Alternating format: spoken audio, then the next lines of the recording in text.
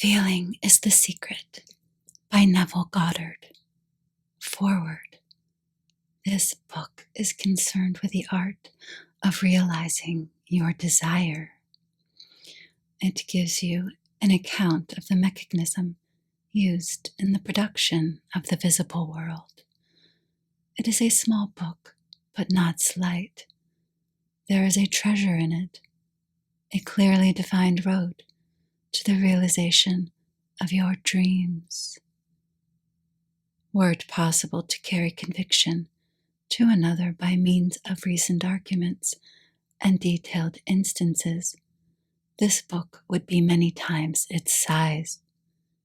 It is seldom possible, however, to do so by means of written statements or arguments, since to suspended judgment it always seems plausible to say that the author was dishonest or deluded, and therefore his evidence was tainted.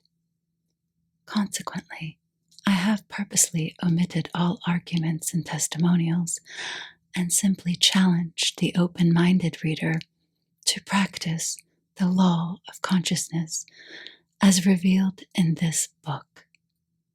Personal success will prove far more convincing than all the books that could be written on the subject. Neville.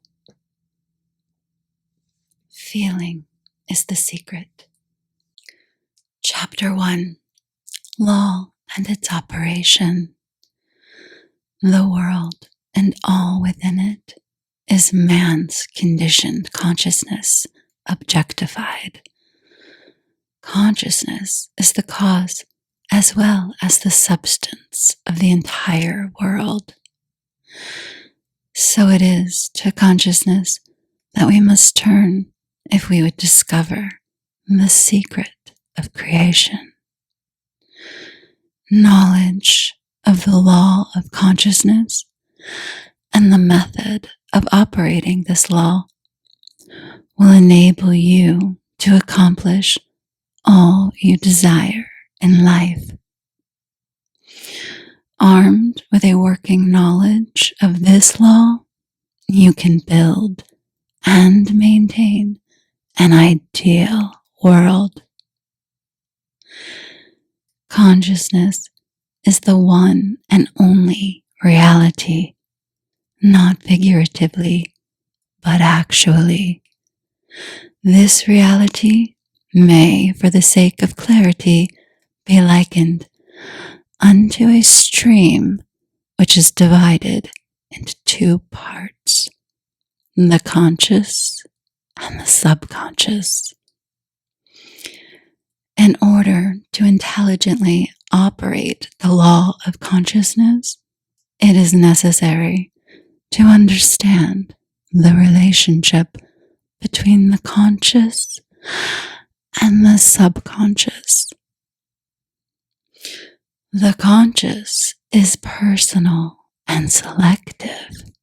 The subconscious is impersonal and non-selective. The conscious is the realm of effect. The subconscious is the realm of cause.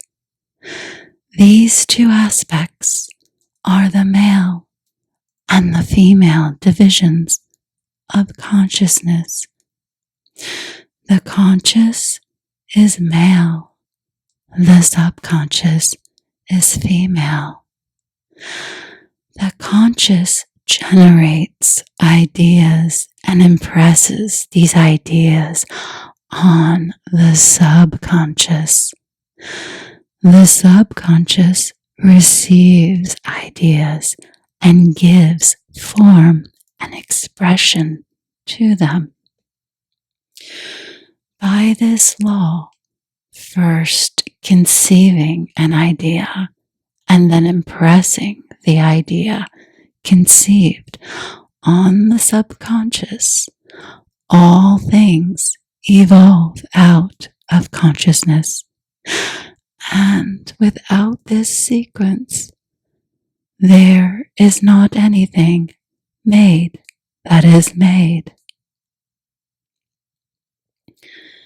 The conscious impresses the subconscious, while the subconscious expresses all that is impressed upon it.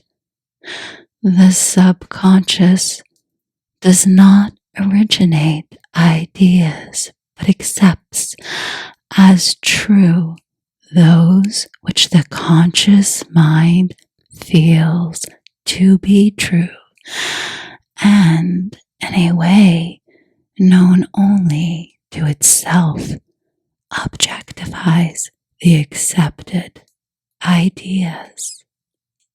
Therefore, through his power to imagine and feel, and his freedom to choose the idea he will entertain, man has control over creation. Control of the subconscious is accomplished through control of your ideas and feelings. The mechanism of creation is hidden in the very depth of the subconscious.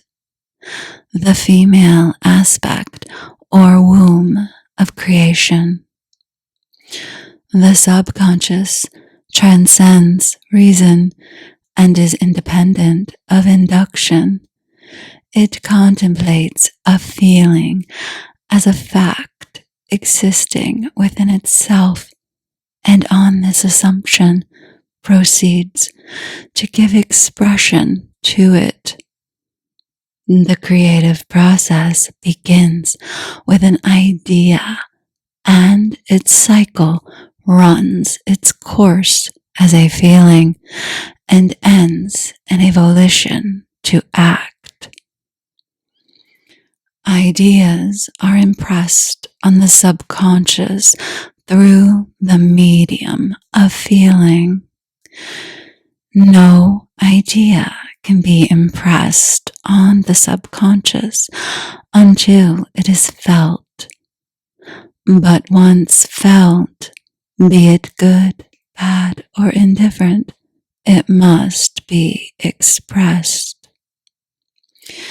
Feeling is the one and only medium through which ideas are conveyed to the subconscious. Therefore, the man who does not control his feeling may easily impress the subconscious with undesirable states. By control of feeling is not meant restraint or suppression of your feeling, but rather the disciplining of self to imagine and entertain only such feeling as contributes to your happiness. Control of your feeling is all important to a full and happy life. Never entertain an undesirable feeling, nor think sympathetically about wrong in any shape or form. Do not dwell on imperfection of yourself or others. To do so is to impress the subconscious with these limitations. What you do not want done unto you, do not feel that it is done unto you or another. This is the whole law of a full and happy life. Everything else is commentary. Every feeling makes a subconscious impression, and unless it is counteracted by a more powerful feeling of an opposite nature, must be expressed. The dominant of two feelings is the one expressed. I am happy is a stronger feeling than I will be happy. To feel I will is to confess I am not. I am is stronger than I am not. What you feel you are always dominates what you feel you would like to be. Therefore, to be realized, the wish must be felt as a state that is rather than a state that is not. Sensation precedes manifestation and is the foundation upon which all manifestation rests. Be careful of your moods and feelings, for there is an unbroken connection between your feelings and your visible world. Your body is an emotional filter and bears the unmistakable marks of your prevalent emotions. Emotional disturbances, especially suppressed emotions, are the cause of all disease. To feel intensely about a wrong without voicing or expressing that feeling is the beginning of disease. Dis-ease in both body and environment. Do not entertain the feeling of regret or failure, for frustration or detachment from your objective results in disease. Think freely only of the state you desire to realize. Feeling the reality of this state sought and living and acting on that conviction is the way of all seeming miracles. All changes of expression are brought about through a change of feeling. A change of feeling is a change of destiny. All creation occurs in the domain of the subconscious. What you must acquire then is a reflective control of the operation of the subconscious. That is, control of your ideas and feelings. Chance or accident is not responsible for the things that happen to you, nor is predestined fate the author of your fortune or misfortune. Your subconscious impressions determine the conditions of your world. The subconscious is not selective. It is impersonal and no respecter of persons. Acts chapter 10 verse 34 and Romans chapter 2 verse 11. The subconscious is not concerned with the truth or falsity of your feeling. It always accepts as true that which you feel to be true. Feeling is the assent of the subconscious to the truth of that which is declared to be true.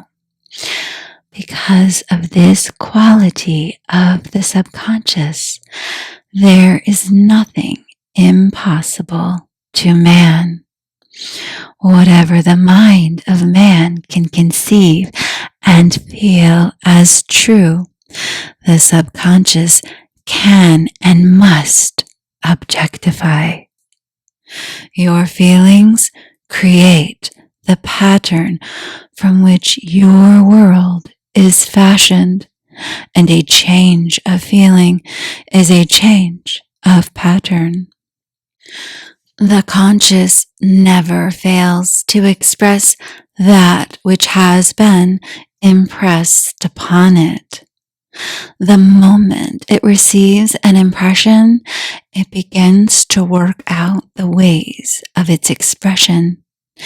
It accepts the feeling impressed upon it.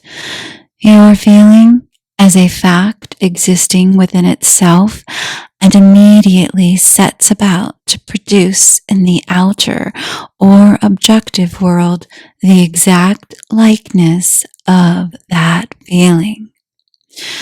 The subconscious never alters the accepted beliefs of man. It outpictures them to the last detail, whether or not they are beneficial. To impress the subconscious with the desirable state, you must assume the feeling that would be yours had you already realized your wish. In defining your objective, you must be concerned only with the objective itself. The manner of expression or the difficulties involved are not to be considered by you. To think freely on any state impresses it on the subconscious. Therefore, if you dwell on difficulties, barriers, or delay, the subconscious, by its very non-selective nature, accepts the feeling of difficulties and obstacles as your request and proceeds to produce them in your outer world. The subconscious is the womb of creation. It receives the idea unto itself through the feelings of man. It never changes the idea received, but always gives it form. Hence, the subconscious outpictures the idea in the image and likeness of the feeling received.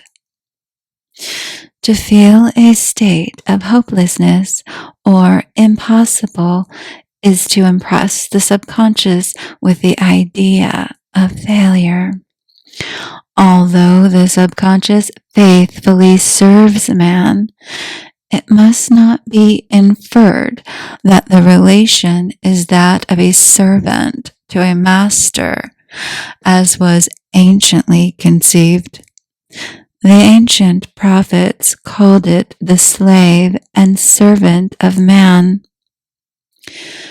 St. Paul personified it as a woman and said, the woman should be subject to man in everything. Ephesians chapter 5, verse 24. Also, 1 Corinthians chapter 14, verse 34, Ephesians chapter 5, verse 22, Colossians chapter 3, verse 18, and 1 Peter chapter 3, verse 1. The subconscious does serve man and faithfully gives form to his feelings. However, the subconscious has a distinct distaste for compulsion and responds to persuasion rather than to command. Consequently, it resembles the beloved wife more than the servant. The husband is head of the wife, Ephesians 5:23. May not be true of man and woman in their earthly relationship, but it is true of the conscious and the subconscious, or the male and the female aspects of consciousness. The mystery to which Paul referred when he wrote, "This is a great mystery," 5:32. He that loveth his wife loveth himself, 5:28, and they two shall be one flesh. 5:31 is simply the mystery of consciousness.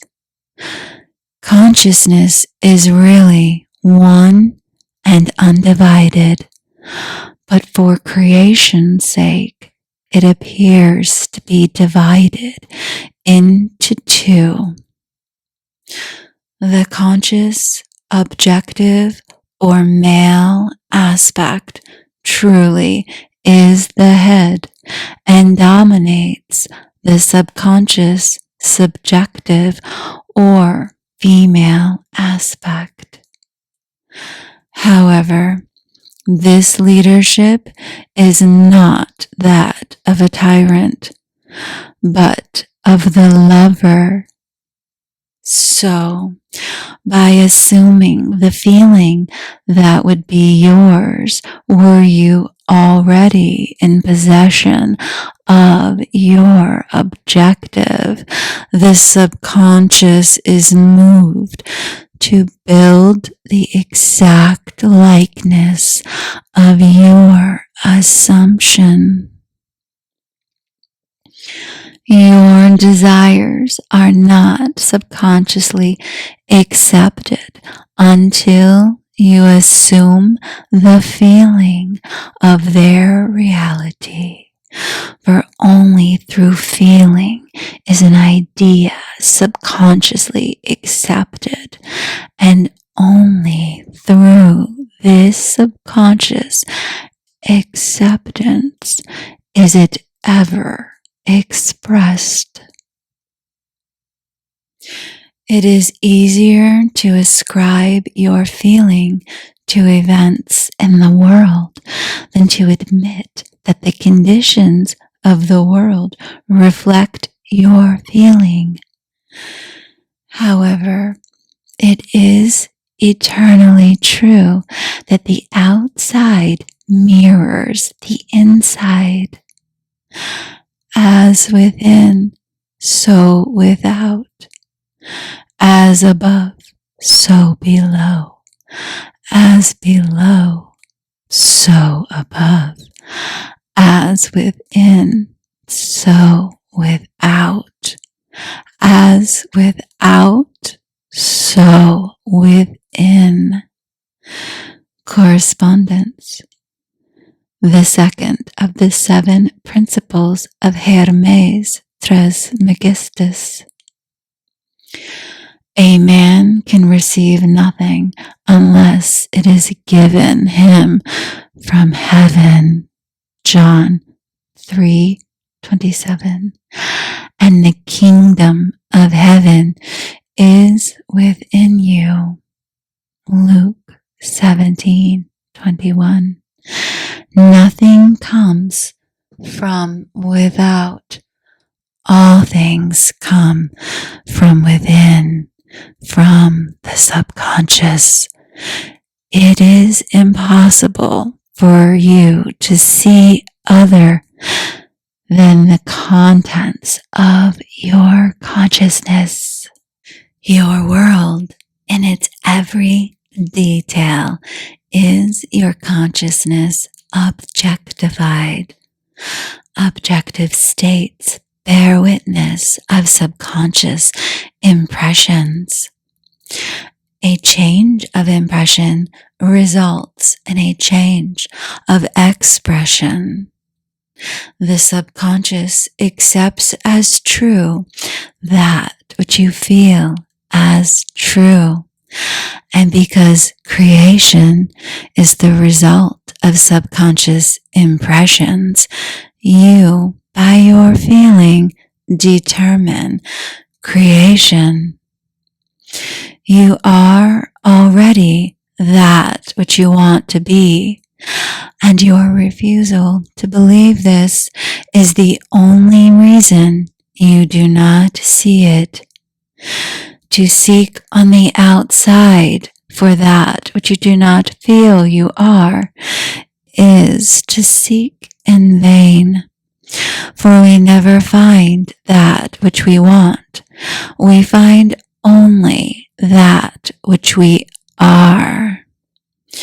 In short, you express and have only that which you are conscious of being or possessing. To him that hath, it is given. Matthew chapter 13, verse 12, 25, 29. Mark chapter 4, verse 25. Luke chapter 8, verse 18, 19, 26. Denying the evidence of the senses and appropriating the feeling of the wish fulfilled is the way to the realization of your desire. Mastery of self-control of your thoughts and feelings is your highest achievement.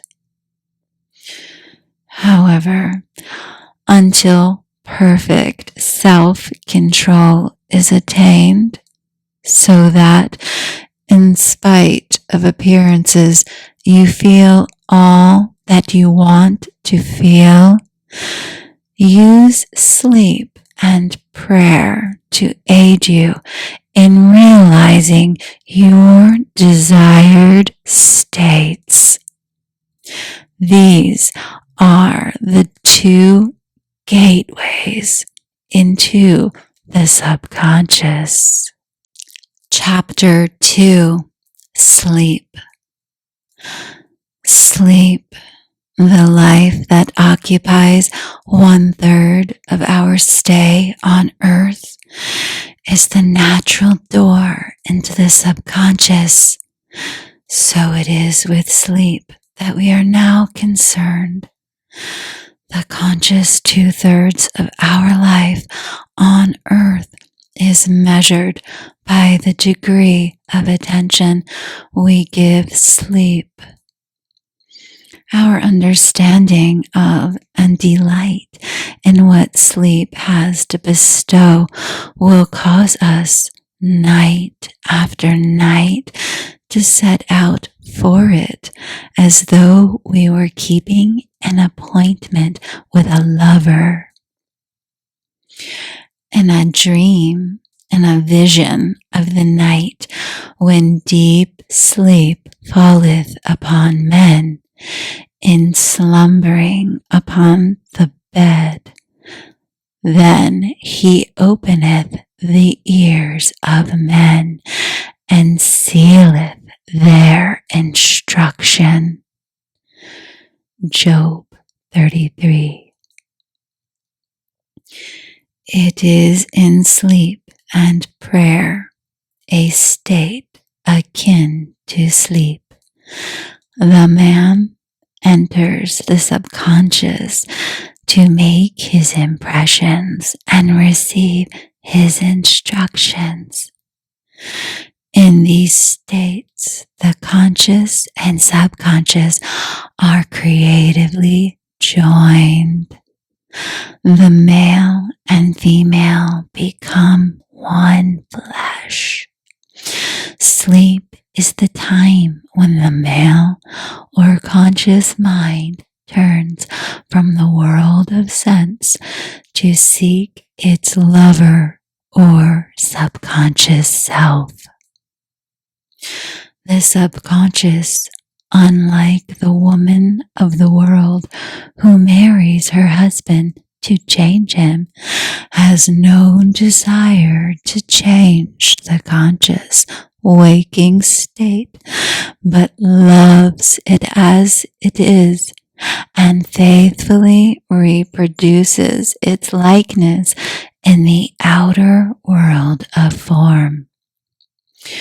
The conditions and events of your life are your children, formed from the molds of your subconscious impressions in sleep. They are made in the image and likeness of your innermost feeling, that they may reveal you to yourself. As in heaven, so on earth. Matthew chapter 6, verse 10. Luke chapter 11, verse 2. As in the subconscious, so on earth. Whatever you have in consciousness as you go to sleep is the measure of your expression in the waking 2/3 of your life on earth.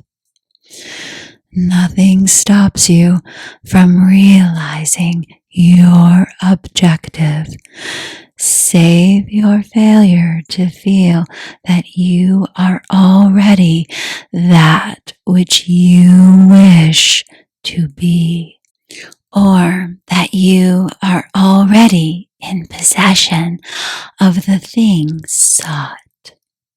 Your subconscious gives form to your desire only when you feel your wish fulfilled. The unconsciousness of sleep is the normal state of the subconscious, because all things come from within yourself, and your conception of yourself determines that which comes. You should always feel the wish fulfilled before you drop off to sleep. You never draw out of the deep of yourself that which you want. You always draw that which you are, and you are that which you feel yourself to be, as well as that which you feel as true of others. To be realized, then, the wish must be resolved into the feeling of being or having or witnessing the state sought. This is accomplished by assuming the feeling of the wish fulfilled. The feeling which comes in response to the question, how would I feel were my wish realized,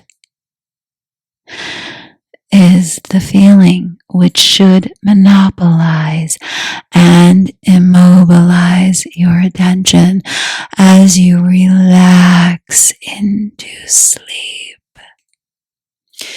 You must be in the consciousness of being or having that which you want to be or to have before you drop off to sleep.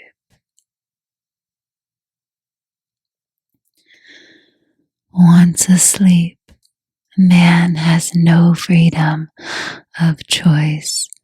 His entire slumber is dominated by his last waking concept of self. It follows, therefore, that he should always assume the feeling of accomplishment and satisfaction before he retires in sleep. Come before me with singing and thanksgiving. Psalm 95:2. Enter into his gates with thanksgiving and into his courts with praise. Psalm 104. Your mood prior to sleep defines your state of consciousness as you enter into the presence of your everlasting lover, the subconscious. She sees you exactly as you feel yourself to be. If as you prepare for sleep, you assume and maintain the consciousness of success by feeling, I am successful. You must be successful. Lie flat on your back with your head on a level with your body. Feel as you would were you in possession of your wish, and quietly relax into unconsciousness. He that keepeth Israel shall neither slumber nor sleep. Psalm 121:4. Nevertheless, he giveth his beloved sleep. Psalm 127:2. The subconscious never sleeps. Sleep is the door through which the conscious waking mind passes to be creatively joined to the subconscious. Sleep conceals the creative act, while the objective world reveals it. In sleep, man impresses the subconscious with his conception of himself. What more beautiful description of this romance of the conscious and subconscious is there than that told in the Song of Solomon? By night on my bed I sought him whom my soul loveth. 3:1. I found him whom my soul loveth. I held him and I not let him go, until I had brought him into my mother's house and into the chamber of her that conceived me. 3:4. Preparing to sleep, you feel yourself into this state of the answered wish, and then relax into unconsciousness. Your realized wish is he whom you seek. By night on your bed, you seek the feeling of the wish fulfilled, that you may take it with you into the chamber of her that conceived you, into sleep, or the subconscious which gave you form, that this wish also may be given expression. This is the way to discover and conduct your wishes into the subconscious. Feel yourself in the state of the realized wish and quietly drop off to sleep. Night after night, you should assume the feeling of being, having, and witnessing that which you seek to be, possess, and see manifested. Never go to sleep feeling discouraged or dissatisfied. Never sleep in the consciousness of failure. Your subconscious, whose natural state is sleep, sees you as you believe yourself to be.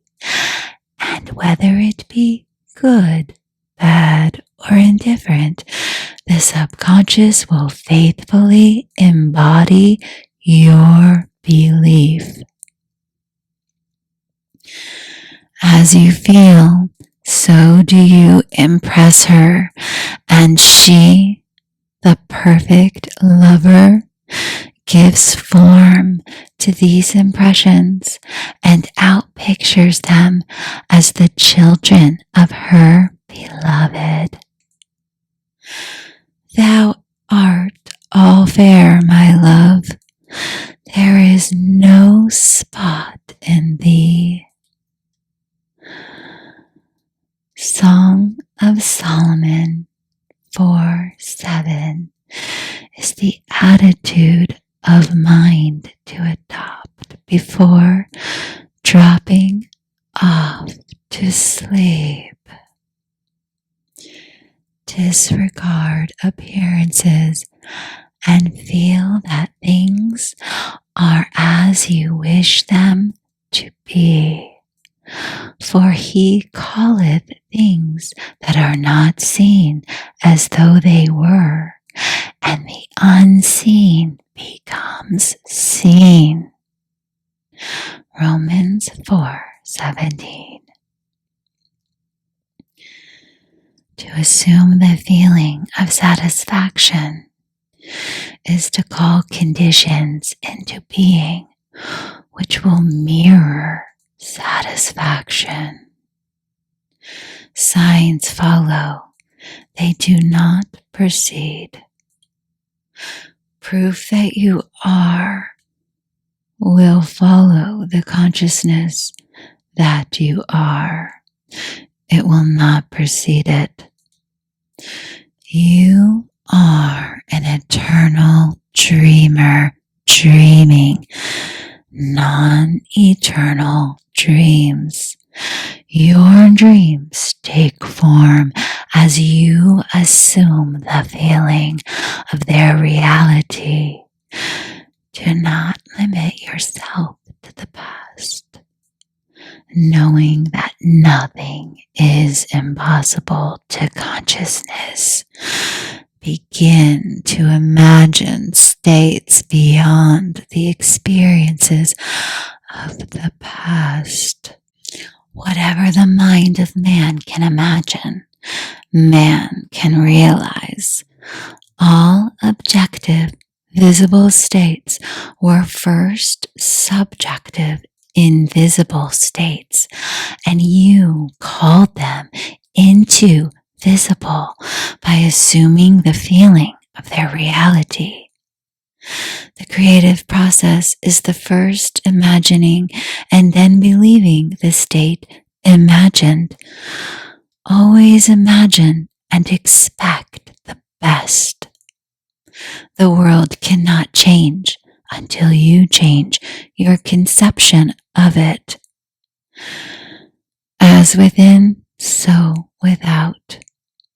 Nations, as well as people, are only what you believe them to be, no matter what the problem is, no matter where it is, no matter whom it concerns.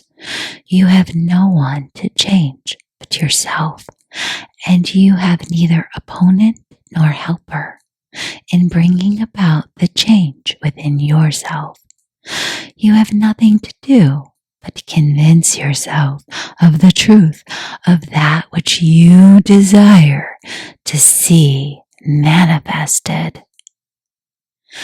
As soon as you succeed in convincing yourself of the reality of the state sought, results follow to confirm your fixed belief.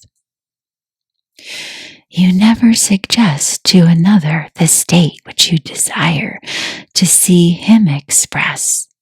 Instead, you convince yourself that he is already that which you desire him to be. A realization of your wish is accomplished by assuming the feeling of the wish fulfilled.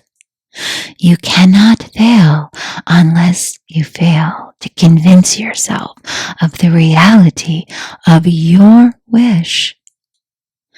A change of belief is confirmed by a change of expression. Every night as you drop off to sleep, feel satisfied and spotless, for your subjective lover always forms the objective world in the image and likeness of your conception of it, the conception defined by your feeling. The waking 2/3 of your life on earth ever corroborates or bears witness to your subconscious impressions. The actions and events of the day are effects. They are not causes. Free will is only freedom of choice. Choose ye this day whom ye shall serve. Joshua 24:15 is your freedom to choose the kind of mood you assume, but the expression of the mood is the secret of the subconscious. The subconscious receives impressions only through the feeling of man and, in a way known only to itself, gives these impressions form and expression. The actions of man are determined by his subconscious impressions. His illusion of free will, his belief in freedom of action, is but ignorance of the causes which make him act. He thinks himself free because he has forgotten the link between himself and the event. Man is awake under compulsion to express his subconscious impressions. It is in the past he unwisely impresses himself. Then let him begin to change his thought and feeling, for only as he does so will he change his world. Do not waste one moment in regret, for to think feelingly of the mistakes of the past is to reinfect yourself. Let the dead bury the dead. Matthew 8:22. Luke 9:60.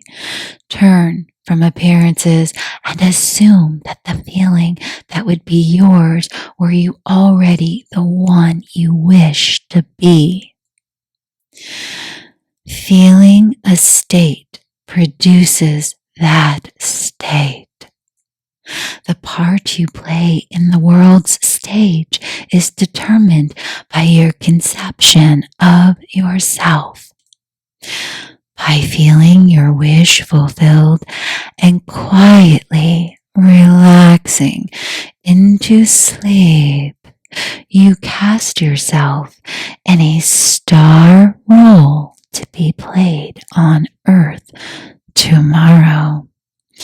And while asleep, you are rehearsed and instructed in your part.